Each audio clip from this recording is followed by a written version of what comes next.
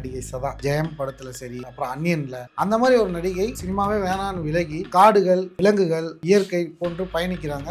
அப்படியே பயணிச்சாலும் வருங்காலத்துல அவங்க ஒரு வைல்ட் போட்டோகிராஃபியை நோக்கி நகர்றாங்க. பெருசா பேசப்படுவாங்க, நிறைய படங்கள்ல நடிப்பாங்க. ஆனா திடீர்னு மார்க்கெட் போயிடும். அது காரணம் வேற வேற புது வரவுகள் வரும்போது என்ன ஆகும்னா அடுத்தடுத்து இவங்க பின்னாடி போயிடுவாங்க. அந்த மாதிரி ஒரு சூழல்ல சதாக்கு மார்க்கெட் போயிடுச்சு. குறிப்பா பாத்தீங்கன்னா இன்ஸ்டால அவங்க போஸ்ட் பண்றாங்க. வைல்டு லைஃப் போட்டோகிராஃபரா அவங்க இன்னைக்கு இருக்காங்க. நிறைய காடுகளுக்கு போறாங்க. அதாவது இந்த பெஞ்ச் டைகர் ரிசர்வ் ஃபாரஸ்ட்னு இருக்கு, அது மாதிரி பன்னா டைகர் ரிசர்வ் ஃபாரஸ்ட்னு இருக்கு, பந்தா விகார் நேஷனல் பார்க்னு இருக்கு. இந்தியா பூரா இருக்கிற ஃபாரஸ்ட் பல இடங்களுக்கு சதா பயணிச்சு ஷாமா அப்படின்னு ஒரு சிறுத்தை, கரும் சிறுத்தை போட்டோ எடுத்து அதை இன்ஸ்டால போஸ்ட் பண்ணி அது பயங்கர வைரல் ஆயிடுச்சு. சதா ரிட்டையர்ட் ஆகல. சில நடிகைகள் ரிட்டையர்ட் ஆனாலும் அவங்களோட பேஷன் எதுவுமே எதிர்பார்க்காம சினிமா தான் தொழிலே, வேற தொழில் என்னால பண்ண முடியாதுன்னு வேற வேற தொழிலுக்குலாம் வந்துட்டாங்க. இன்ஸ்டாகிராம்ல சப்ஸ்கிரிப்ஷன் அந்த மாதிரிலாம் சில நடிகைகள்லாம் சம்பாதிக்க ஆரம்பிச்சிட்டாங்க. அவங்க மத்தியில தன் பேஷனை மாத்திட்டு இந்த மாதிரி ஒரு நல்ல ஒரு எடுத்துக்காட்டா போறத தமிழ் இண்டஸ்ட்ரிக்கு எப்படி சார் பார்க்க வாய்ப்பு வருமா? அப்படி பாட்டி வேஷம் வருமா, அம்மா வேஷம் வருமா, அத்தை வேஷம் வருமா, அப்படியெல்லாம் நம்ம அக்கா வேஷம் வருமானு இருக்க வேண்டிய அவசியமே கிடையாது. அடுத்தடுத்த நகர்கள்னு இருக்கு, அவங்க எடுத்திருக்க முடியுங்கிறது எல்லாராலையும் எடுக்க முடியாது. அதுதான் உண்மை. ஏன்னா எல்லாரும் வைல்டு போட்டோகிராஃபியோ இல்லை வேற ஏதோ இந்த மாதிரி ரிஸ்கான, இது ரொம்ப ரிஸ்க். இது ஒரு பேஷன் ஒரு பக்கம், இந்த ஆபத்து ஒரு பக்கம். அறம் நாடு நேயர்களுக்கு அன்பு வணக்கம். இன்று நம்முடன் இணைந்திருப்பவர் தயாரிப்பாளர் பாலாஜி பிரபு சார் அவர்கள். சார் வணக்கம். சார் வணக்கம் சார். தமிழ் சினிமா மற்றும் தெலுங்கு சினிமாவில் ஒரு முன்னணி நடிகையாக வலம் வந்திருந்தவங்க தான் நடிகை சதா. அவங்கள பற்றி இப்போ இருக்க ஜென்ரேஷனும் சரி, அப்போ இருக்க ஜென்ரேஷனும் பார்த்தாலே தெரியும், ஓ இப்படி அந்த நடிகை தெரியும் எல்லாருக்கும். ஏன்னா இப்போ இருக்க சில நடிகை பேர் தெரியல, எந்த படத்தில் நடித்தாங்கன்னு தெரியல, பேன் இண்டியான்னு சொல்கிறாங்க. அந்த மாதிரிலாம் இல்லாமல் 90s கிட்ஸோ சரி, 2K கிட்ஸோ சரி, பார்த்தாலே தெரியக்கூடிய வகையில் ஒரு நடிகை. ஜெயம் படத்தில் சரி, அவங்களோட ஆக்ஷன் எல்லாமே, அப்புறம் அன்னியன்லாம் அவங்களோட நடிப்புன்றது வேறு மாதிரி இருக்கும். அந்த மாதிரி ஒரு நடிகை சினிமாவே வேணான்னு விலகி காடுகள், விலங்குகள், இயற்கை போன்று பயணிக்கிறாங்க. அப்படியே பயணித்தாலும் வருங்காலத்தில் அவங்க ஒரு வைல்ட் ஃபோட்டோகிராஃபியை நோக்கி நகர்றாங்க. அவங்க எடுக்க புகைப்படம் எல்லாமே இணையத்தில் வைரல் ஆகுது. சமீப காலமாக ஒரு கருஞ்சிரத்தையை ஃபோட்டோ எடுத்தாங்க, பிளாக் பேந்தரை, ரொம்ப வைரல் ஆனாங்க. அப்போ தான் இவங்க நடிகையாச்சு, இவங்க எப்போ இந்த மாதிரி ஒரு ஃபீல்டுக்குள்ளே வந்தாங்க, சினிமாவில் நிறைய வாய்ப்புகள் கிடச்சிச்சு, ஏன் இவங்க இல்லைன்னு பார்த்தோம். இப்போது நடிகை சதாவை பற்றி தான் பேச போகிறோம். எதனால் அவங்க சினிமா துறையை வேண்டாம்னு சொல்லி வனத்துறையை நோக்கி வந்திருக்காங்க. சதா அப்படின்னும் போது ஜெயம் தான். ஜெயம் படம் அவங்களுக்கு ஒரு பெரிய அடையாளம். அந்த ஜெயம் ரவி சதா 2 பேர் சேர்ந்து நடித்த அந்த படம் பார்த்திங்கன்னா சூப்பர் டூப்பர் ஹிட். அது ஆல்ரெடி தெலுங்கில் சூப்பர் ஹிட்டான படம். அது தமிழில் பார்த்திங்கன்னா ரீமேக் பண்ணி எடுத்தாங்க. அந்த படம் மிகப்பெரிய வெற்றி அடைஞ்சிச்சு. பர்டிகுலராக பார்த்திங்கன்னா அது சதா அந்த படத்தில் எல்லா இடத்துலையும் பார்த்திங்கன்னா போய்க்கோ போயா அப்படிங்கிற மாதிரி கையை நீட்டி பேசுவாங்க. அது அன்றைக்கெல்லாம் ரொம்ப பாப்புலர் ஆச்சு. சதா நான் கவனித்தாங்க. தமிழ் சினிமா நல்ல நடிகையாக இருக்காங்க, நல்லா யூஸ் பண்ணலாம் தமிழில் அப்படின்னு சொல்லி நிறைய படங்கள் வந்தது. சதாக்கு பார்த்திங்கன்னா அடுத்தடுத்து வர்ணஜாலம், எதிரி, அப்புறம் நிறைய படங்கள் வாய்ப்புகள் சதாக்கு வந்தது. தொடர்ந்து நிறைய படங்கள் நடிச்சிட்டு இருந்தாங்க. நீங்கள் சொன்ன மாதிரி பார்த்திங்கன்னா தமிழ், தெலுங்கு, அப்புறம் கன்னட படங்கள்லேயும் சதா நடிச்சிருக்காங்க. ஸோ சதாக்குன்னு ஒரு பேர் இருந்துச்சு. சதா ஒரு நல்ல ஒரு ஹீரோயினாக பார்க்கப்பட்டாங்க.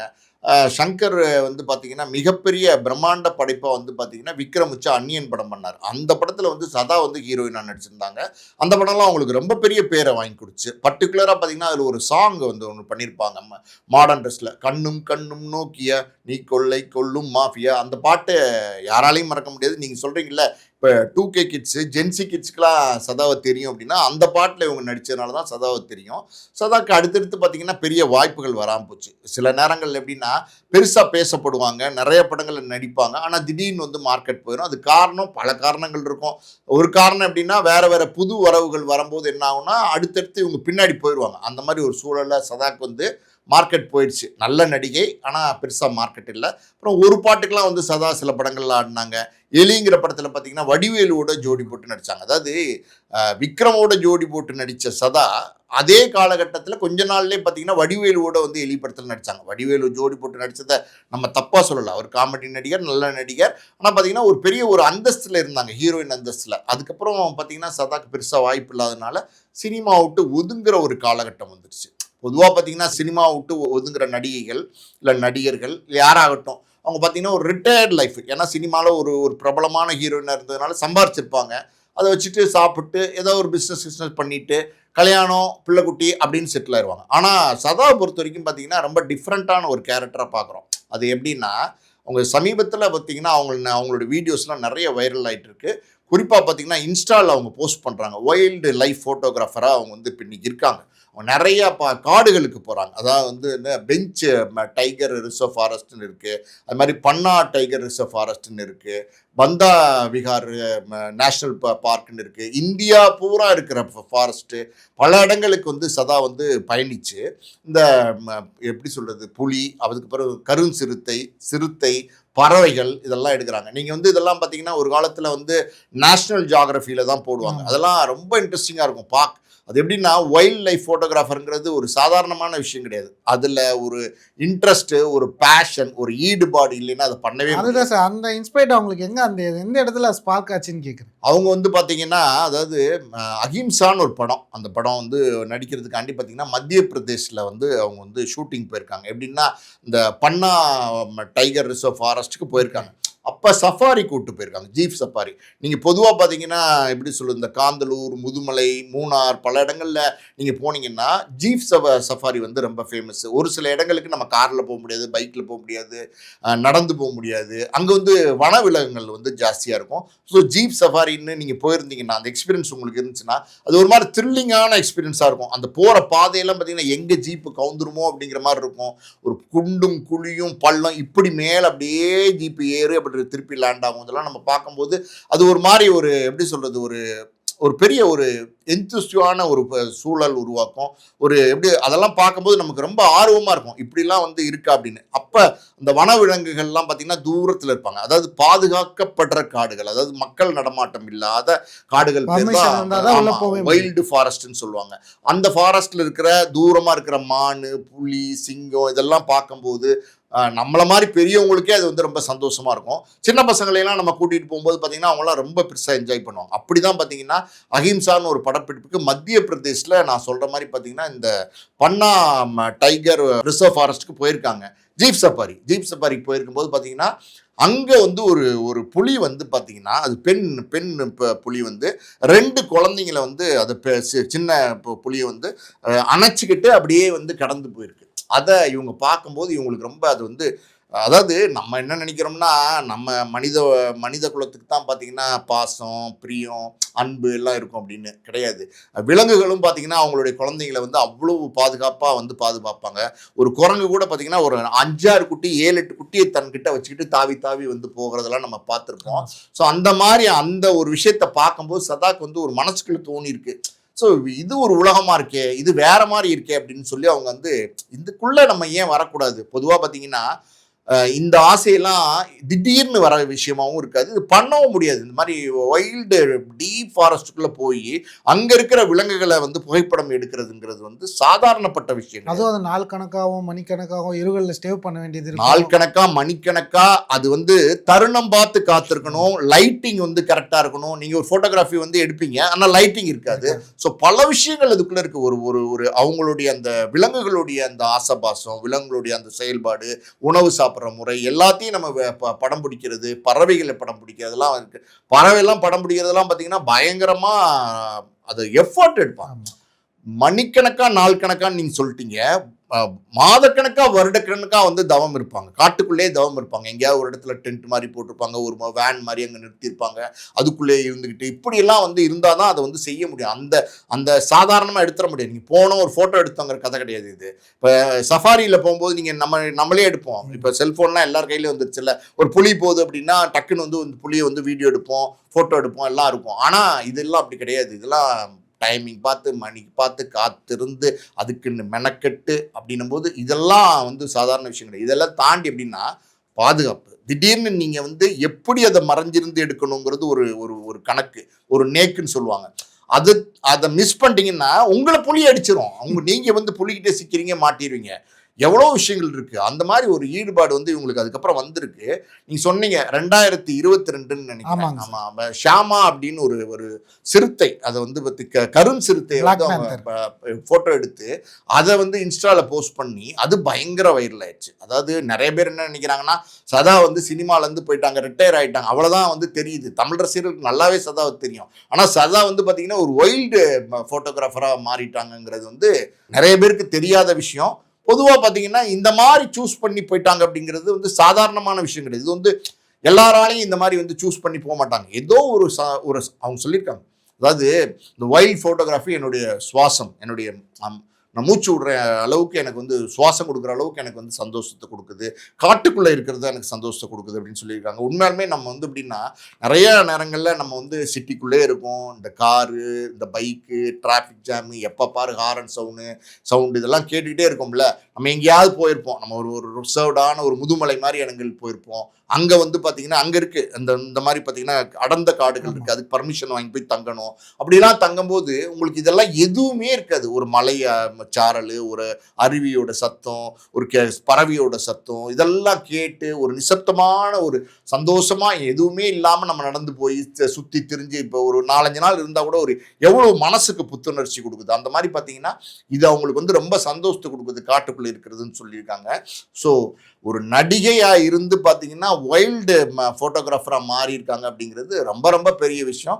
அதுலேயும் வந்து அவங்க எடுக்கிற ஃபோட்டோஸ் எல்லாம் ரொம்ப பிரமாதமாக இருக்கு. அதை தான் சார் கேட்கலாம். அந்த 2022 அந்த கருஞ்சிறுத்தை ஃபோட்டோ எடுத்து, சிறுத்தைகள் அங்கங்கே நடமாட்டம் எல்லாருக்குமே தெரியும்.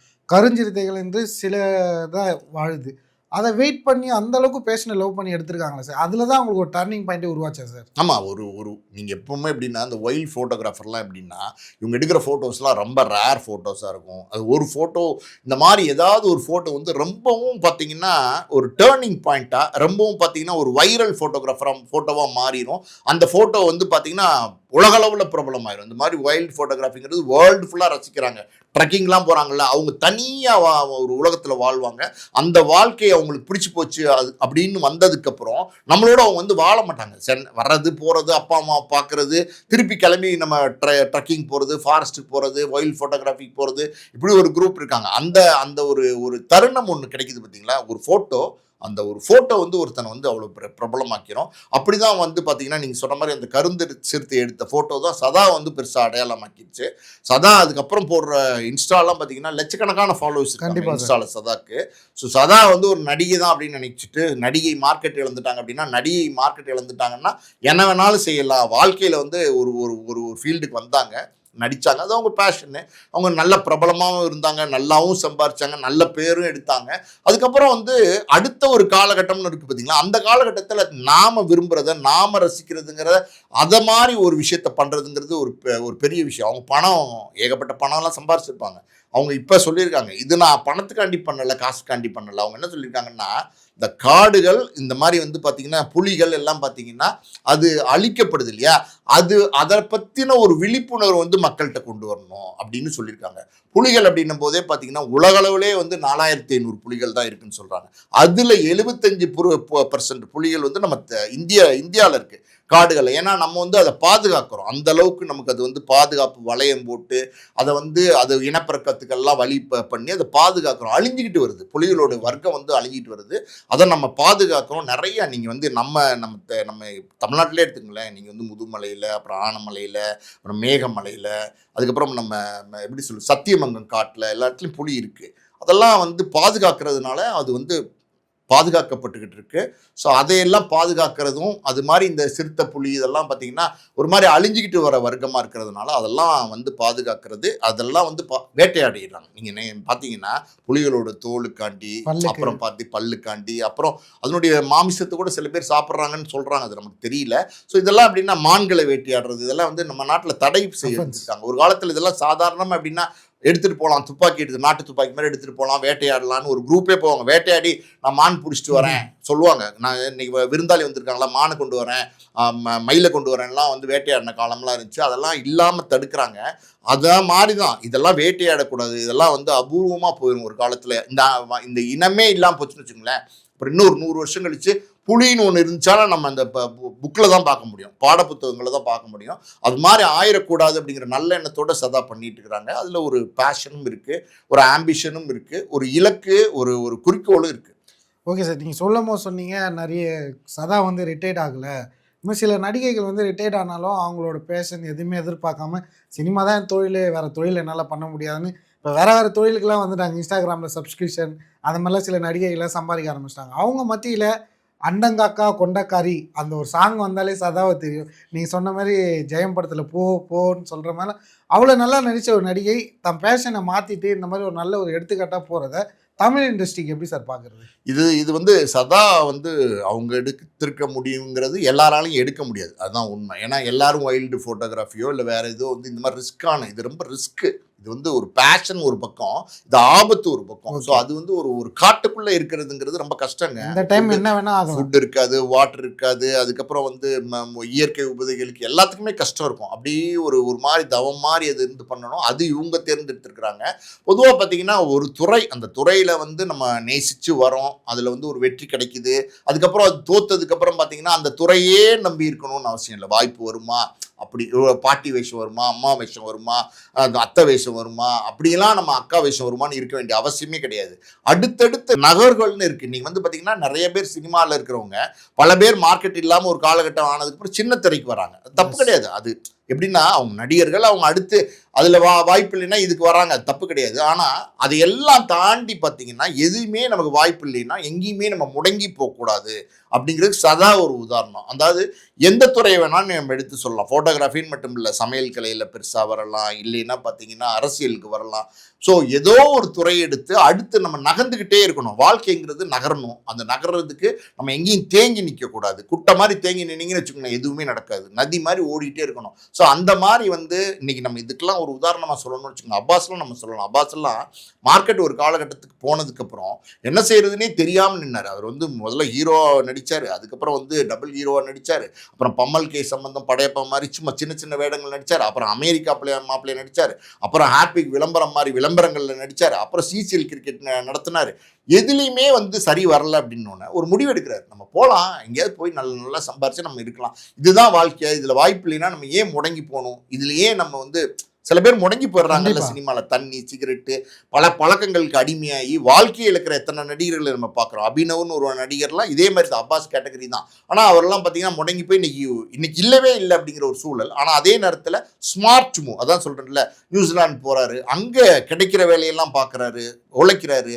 ஸோ ஒரு துறையில் நம்மளால் வெற்றி அடைய முடியல அப்படின்னா அந்த வெற்றி ஒரு காலகட்டத்துக்கு அப்புறம் சில நேரங்களில் கிட்டாமல் போயிடும். அதுக்கு வந்து பல காரணங்கள் இருக்குது. அது வேற ஒரு துறையில் நம்மளால் ஜெயிக்க முடியும், எந்த துறையில் போனாலும் நம்மளால் வெற்றி அடைய முடியும்னு நினச்சி நமக்கு சில துறைகள் பிடிக்கும், மனசுக்குள்ளே இருக்கும், இது நமக்கு பிடிக்கும், இது நமக்கு இது பண்ணால் நல்லா இருக்கும்னு நினைக்கும். அப்படி வந்து தேடி போயிடணும், தேடல் இருக்கணும் வாழ்க்கையில்.